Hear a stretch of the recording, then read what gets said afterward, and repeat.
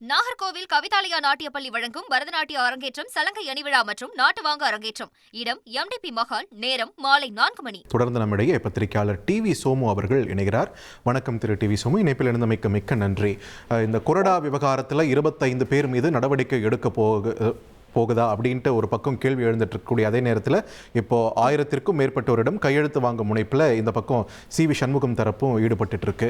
இது அதிமுகவை எந்த டைரக்ஷனில் கொண்டு போயிட்டு இருக்குன்னு நீங்க நினைக்கிறீங்க? தற்போதைய சூழல்ல யாருடைய கை மேலோங்கி இருக்குன்னு நீங்க நினைக்கிறீங்க? உங்க பார்வை. இன்னொரு கையெழுத்துலாம் போராடுங்க அப்படின்னு சொல்லி எடப்பாடி பழனிசாமி இவங்க அறிவிப்பு கொடுக்கப்பட்டாங்க.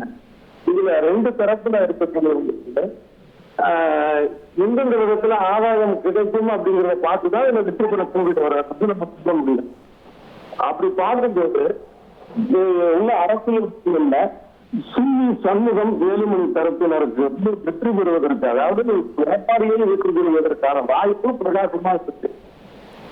அந்த பொதுக்குழு உறுப்பினர்கள் இந்த பக்கம் சாய்வதற்கான வாய்ப்பு இருக்கு. அதுக்கு காரணமா சொல்லிக்கலாம். உட்காரணங்கள் வெவ்வேறு இருந்தா கூட அது எல்லாருக்கும் தெரிஞ்ச விஷயம்தான்.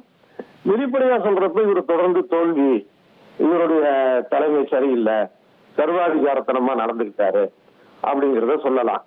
சொல்லிட்டு இது சி.வி. சண்முகம் அவங்களுடைய தரப்பு பக்கம் தான் அதிகமான பொதுக்குழு உறுப்பினர்கள் வருவாங்க அப்படிங்கறதுதான் தோணுது. Hello, right. திரு சோபு, இப்போ இதே நிலை நீடிக்குமே ஆயின் இந்த பக்கம் அதிமுகவில் ஆதரவாக வாக்களிச்சவங்களுக்கு தாவேக்க அமைச்சரவையில் இடம் கிடைக்குமான்றெல்லாம் பேச்சு போயிட்டு இருக்கு. பட் இப்போ நம்ம அதிமுகவில் நிலவக்கூடிய இந்த சூழலை பார்க்கும்போது அது சாத்தியம் நம்ம எடுத்துக்கலாமா? நிச்சயமா சாத்தியம் தான். அரசியலுங்கிறது அதிகாரத்தை நோக்கிய ஒரு விஷயம்தான்.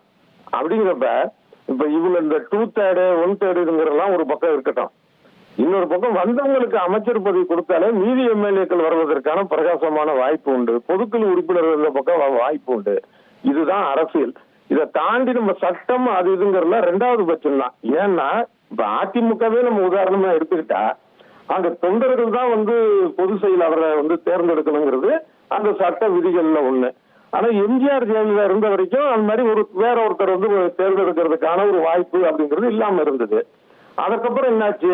தொண்டர்கள் தேர்ந்தெடுக்கக்கூடிய முறைங்கிறதை மாற்றி இவங்க பொதுச் செயலாளர் ஆனாரு எடப்பாடி பழனிசாமி. அப்புறம் அங்க தலைமை, இணை தலைமை அப்படிங்கறதெல்லாம் அதிமுக கிடையாது. அதை கொண்டு வந்தாங்க. இது மாதிரி வல்லான் மகுத்துதே வாய்க்கால்னு அது நாட்டோட சட்டத்திட்டமா இருந்தாலும் சரி. ஏன்னா ஒரே சட்டத்துக்கு வெவ்வேறு விதமான தீர்ப்புகள் வரும் நேர் எதிரா. இது உயர் நீதிமன்றம் ஒண்ணு சொல்லும் சட்டப்படி, அது சட்டப்படி தப்புன்னு உச்ச நீதிமன்றம் ஒண்ணு சொல்லும். இதெல்லாம் இங்க நடைமுறையான ஒரு விஷயம். அதேதான் அரசியலுங்கிறதும். ஆக இதுல வல்லான் வகுத்ததே வாய்க்கால். இதான் 2வது முறை சொல்ல வேண்டியதா இருக்கு. இந்த வல்லான்ங்கிற இடத்துல நீங்க வேற வார்த்தைகள் போட்டுக்கலாம். வசதி வாய்ப்புகள் உள்ளவன், அந்த மாதிரியான விஷயங்கள் போட்டுக்கலாம். ஆக அதுதான் ஜெயிக்கும். ரைட். நன்றி திரு சோமு, இணைப்பில் உங்களுடைய கருத்துக்களை தெரிவித்தமைக்கு. நாகர்கோவில் கவிதாலயா நாட்டியப்பள்ளி வழங்கும் பரதநாட்டிய அரங்கேற்றம், சலங்கை அணிவிழா மற்றும் நாட்டுவாங்க அரங்கேற்றம். இடம் எம்டிபி மஹால். நேரம் மாலை 4 மணி.